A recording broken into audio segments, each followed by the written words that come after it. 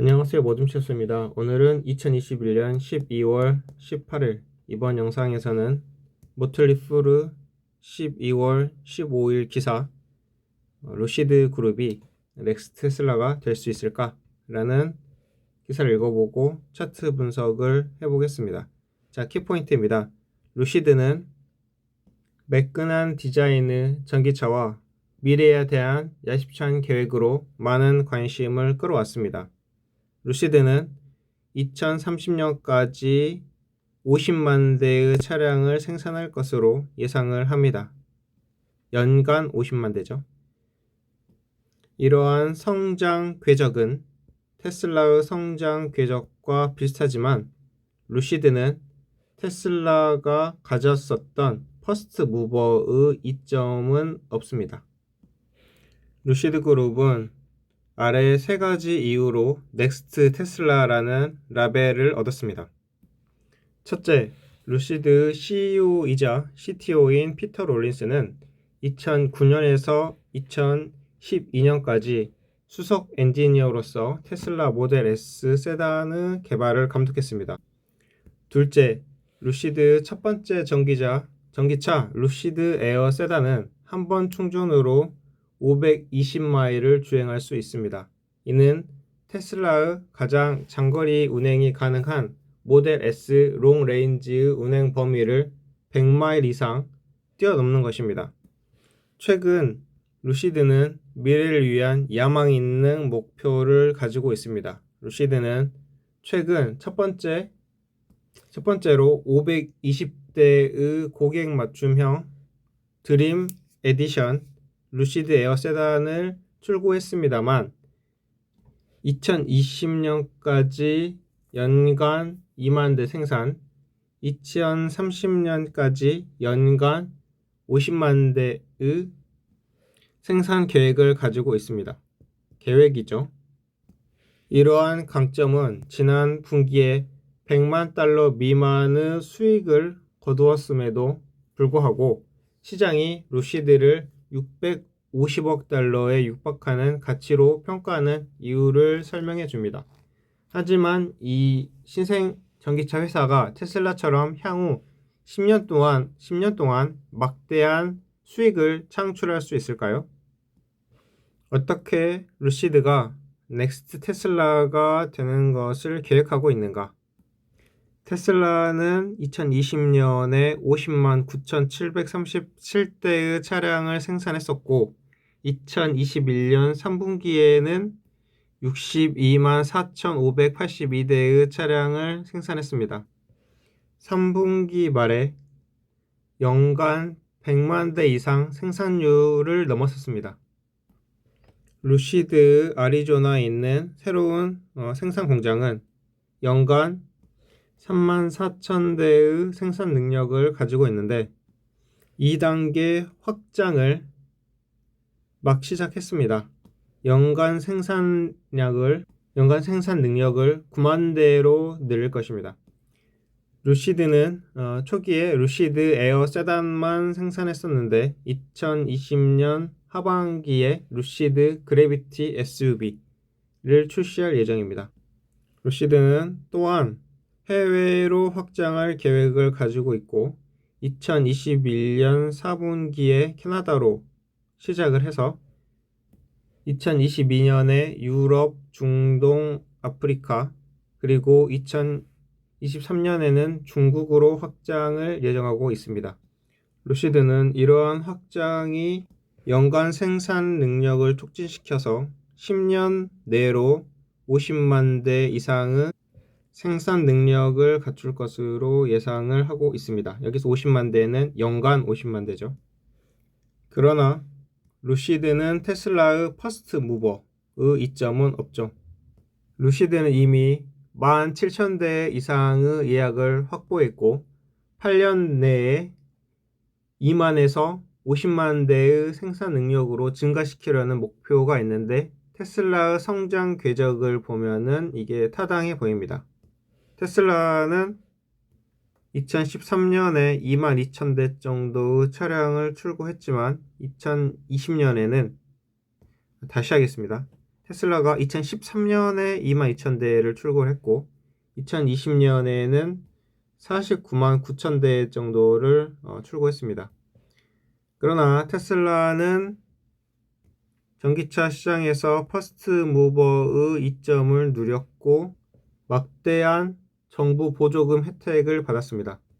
오늘날 전기차 시장은 더욱더 포화 상태로 되어 있습니다. 테슬라와 니오 같은 다른 혁신적인 전기 자동차 제조 업체들과 경쟁하는 것 외에도 루시드는 포드, BMW 그리고 폭스바겐과 같은 전통적인 자동차 제조사들을 막을 필요가 있습니다. 애플은 또한 몇 년 안에 전기차 시장을 교란시킬 수 있습니다. 루시드는 리비안과 같은 후발주자들이 지난 10년간 테슬라 성장을 재현하는 것은 어려운 일이 될 것입니다. 테슬라는 또한 대부분 지금까지 노조원으로부터 위협에 직면하지 않았습니다. 그러나 바이든 행정부는 빌드 백 베터 법안을 통과시켜 미국 공장에서 노조에 가입된 공장에서 만든 모든 전기차에 대한 7만 5천 달러 세액 공제 외에 추가로 전기차 세액 공제 4,500달러를 해주려고 합니다. 그러니까 이 세금 공제를 받으려면 노조에 가입되어 있어야 한다는 거죠. 테슬라, 루시드 그리고 다른 스타트업들은 아직 이 노조에 가입이 안 돼 있습니다. 그러니까 이 혜택을 못 받는 거고, 그러므로 인해서 이 새로운 법안은 포드나 제너럴 모터스 같은 자동차 노조가 결성된 회사의 전기차를 더 저렴하고 경쟁력 있게 만들 수 있습니다. 자, 여다음으로 일론 머스크는 이제 이런 세금 보조가 연방 정부의 적자를 낼 것이다 라고 해서 우려를 하면서 반대를 하고 있죠. 자, 계속 읽어보겠습니다. 루시드는 변화하는 시장에 직면하면서 테슬라보다 높은 가격의 차량을 판매하고 있습니다. 투자자 프레젠테이션에서 루시드는 테슬라 차량이 혁신적이지만 럭셔리가 아니다 라고 주장하는 반면, 루시드 차량은 기존 럭셔리 브랜드와 차별화되는 포스트 럭셔리 시장을 제공합니다. 켈리 블루북은 여전히 테슬라를 최고 명품 브랜드로 일관되게 분류하고 있기 때문에 루시드 이러한 포스트 럭셔리 같은 모호한 설명은 별로 말이 되지 않습니다. 루시드는 지금까지 고급 전기차 애호가들로부터 약간의 관심을 끌었을지는 모르지만 테슬라 같이 국제적으로 인정된 경쟁자가 되기까지는 아직 갈 길이 멉니다. 루시드는 또한 테슬라와 같은 자체적인 슈퍼차저 네트워크를 구축하는 대신 타사 충전 네트워크에 의존할 계획입니다. 이러한 접근 방식은 운영 비용을 절감하는 데 도움이 될 것이지만 브랜드를 홍보하고 더 많은 운전자들을 루시드 생태계에 가둘 기회를 놓칠 수도 있습니다. 저는 아직 루시드를 넥스트 테슬라로 부르지 않을 것입니다. 루시드는 작은 버전의 테슬라를 연상케 하고 그렇게 닮았지만 2022년 22억 달러의 매출을 올리겠다는 목표의 약 30배에 이미 주식이 거래되고 있습니다. 테슬라는 현재 내년 매출의 14배에 불과합니다. 루시드는 또한 단기적인 도전에 직면해 있는데요. 그 단기적인 도전이라는 것은 엄청난 손실, 새로운 17억 5천만 달러의 전환 가능 회사채 제한, 그리고 스펙 합병에 관련된 SEC의 조사 같은 단기적인 도전에 직면해 있습니다. 지속되는 부품 부족은 내년 출하를 지연시킬 수 있습니다. 루시드는 아직 엄청난 잠재력이 있지만 이런 이유로 이 기자는 넥스트 테슬라로 아직은 부를 수 없다고 합니다. 테슬라가 초창기에 겪었던 경쟁보다 더 많은 경쟁에 직면할 것이며 높은 상승세를 보이고 있는 주식에는 낙관론이 너무 많이 들어가 있습니다. 자, 여기까지 기사가 끝났는데 요약을 하자면 이 기자의 제목은 루시드가 넥스트 테슬라가 될 수 있을까에 대한 의문으로 시작을 했는데, 일단 경쟁이 예전에 테슬라가 아무도 전기차 시장에서 없을 때 이렇게 출발했던 그 시기 초창기 시대와는 다르게 이제 후발주자로 따라가고 있는데, 다른 업체들도 계속 따라가고 있고 자기보다 더 일찍 따라가고 있는 업체들도 있고, 그렇게 해서 이 많은 경쟁을 해나가야 되는데 어려울 수도 있고, 현재 엄청난 손실을 입고 있으며 스펙 상장에 관련한 SEC의 조사도 받아야 된다. 그런 이유로 아직 넥스트 테슬라로 말할 수는 없다 라고 하는 게 이 기사의 요점입니다. 그리고 또 눈여겨봐야 할 게, 충전시설을 테슬라와는 다르게 다른 회사의 충전시설을 빌려서 써야 한다. 그렇기 때문에 루시드 자신만의 생태계를 현재는 갖추기가 어렵다. 자, 현재는 12월 18일 토요일 5시 45분인데요. 오늘은 마이너스 1.35% 정도로 지금 되고 있는데, 일단 이 하락 추세대는 끝나고 상승 추세대로 가는 것 같아요. 이때가 이렇게 꺾이는 구간이 언제였냐면 나스닥 100 인덱스에 편입되는 거였죠. 그래서 제가 이때에서 벗어나는 순간, 여기서 진짜 벗어날지 아니면 다시 꼬꾸라질지 모르는 상황이니까 분할 매수를 하는 게 어떨까 했었는데, 그래도 명백히 이 하락 추세선을 깨고 올라가고 있는 중입니다. 자, 일단 거래량을 보면은 하락을 하고 있습니다. 자, 그러면 1번 거래량 하락. 그리고 두 번째로 지금 이게 MACD거든요. MACD 하락 중인데 지금 여기서 다시 올라올 수가 있는데, 여기 지금 스토캐스틱 슬로우에서는 이미 골든 크로스가 났어요. 그 다음에 진동도 MACD 오실레이터도 이게 하락을 마치고 올라가고 있다. 그러면 어떻게 생각하면 지금이 매수 기회가 아닐까라고 생각이 듭니다. 그리고 먼저 CCI를 보면은, CCI는 이렇게 해서 100, 마이너스 100을 해서 이렇게 한 다음에 이 마이너스 100을 올라가는 순간이 매수 순간인데, 지금은 마이너스 100을 올라갔네요. 그렇다면 CCI에서 보면은 지금이 매수 순간.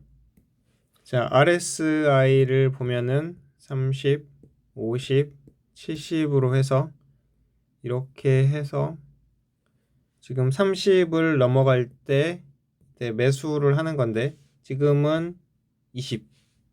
그러니까 RSI로 볼 때는 아직은 기다려야 되는 시기죠. 그리고 이번에는 DMI와 ADX를 보겠습니다. DMI는 시장이 어떤 추세를 가지고 있는지, 또 다시 하겠습니다. DMI는 시장이 추세를 가지고 있는지, 또 있다면 어떤 추세를 가지고 있는지 알아보는 지표이고, ADX는 DMI를 이동평균한 것으로 추세가 유효한 추세인지 알아보기 위한 것으로 추세 강도를 나타냅니다. 자, 그래서 이 업 DI가 다운 DI를 상향 돌파할 때, 자, 이거 동그라미 치는 이 부분 같은 경우에는 이제 매수 시기로 볼 수 있는 거죠. 그런데 현재는 지금 이 골든 크로스가 안 된 거잖아요, 위로. 그렇기 때문에 현재는 기다렸다가 이게 돌파하는 순간, 이때 확인하고 매수하는 게 좋겠다. 지금 여기 밑에서도 그런 비슷한 거죠. 아직 돌파가 안 됐으니까 대기.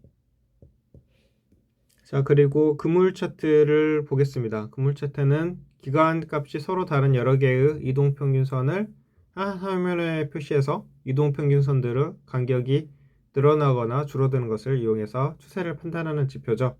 그러니까 이렇게 위로 넓어지면은 매수 신호고 아래로 넓어지면 매도 신호. 그래서 현재는 이렇게 매수 신호가 되려면 지금 이렇게 동그라미 치는 것처럼 돼야 되는데 그물 차트에서는 매수 신호가 안 왔어요. 자, 그러면 여기에다가 그물 차트도 매수 신호가 없다. 자, 마지막으로 일목균형표를 보면은 지금 현재는 양운으로 강세 국면, 기준선도 양운으로 강세 국면을 보이고 있지만 일목균형표에서 매수 신호는 어떻게 되냐면 기준선, 전환선이 있고 주가가 위로 올라갈 때가 매수 신호죠. 그렇다면 현재 기준선이 초록색이니까 기준선이 있고 그 다음에 검은색 전환선이 있다. 근데 지금 이 주가가 과연 진짜로 위로 올라갈 것인가? 아니면 위로 올라가기 직전의 행보일 수도 있고요. 그렇다면 아직 확실하지 않으므로 일목균형표에서는 매수 대기. 자, 그러면 여기까지 하겠습니다. 여기까지 알아보고, 자, 일단 거래량은 하락하고 있었고 지금 아까 이렇게 하락을 하고 있었죠. 그 다음에 MACD나 오실레이터, 그 다음에 스토캐스틱 볼 때는 지금이 매수 기회가 아닐까라고 생각이 들었고, 그 다음에 CCI도 지금 매수 순간이다. 그 다음에 RSI랑 DMI, ADX를 볼 때는 기다리는 구간이고 그물 차트는 매수 신호는 안 왔고 일목균형표도 매수 대기다. 그러면 이렇게 볼 때 전략을 생각해 볼 수 있겠죠. 일단 나는 확실히 이 루시드가 오를 것이다. 그리고 나스닥 100 인덱스에도 편입이 되었다. 그래서 지금 앞으로 오를 것인데 언제 매수해야 되냐라고 생각해서 나는 약간 좀 더 빨리 패스트로 이렇게 빨리 매수를 하겠다 하면은 뭐 지금 분할 매수를 해서 약간씩 사가는 것도 좋은 전략일 것 같고요. 항상 분할 매수를 해야지 한 번에 팍 샀다가 갑자기 현재 여기 왔다가 또 이렇게 갈 수가 있잖아요. 주식시장은 항상 무슨 일이든 일어날 수 있기 때문에. 그리고 좀 나는 루시드를 믿긴 하지만 보수적으로 가겠다. 그리고 확실한 매수 신호가 왔을 때 진행을 하겠다. 매수하겠다고 하면은 여기 아까 이 CCI나 RSI, DMI, ADX처럼 이제 여기서 신호를 보여줄 때 매수하는 게 좋을 것 같습니다. 12월 이제 말이 산타랠리다. 그래서 무조건 오를 것이다 라고 해서 사지 마시고 신호가 왔을 때 사는 것도 좋은 방법이라고 생각을 합니다.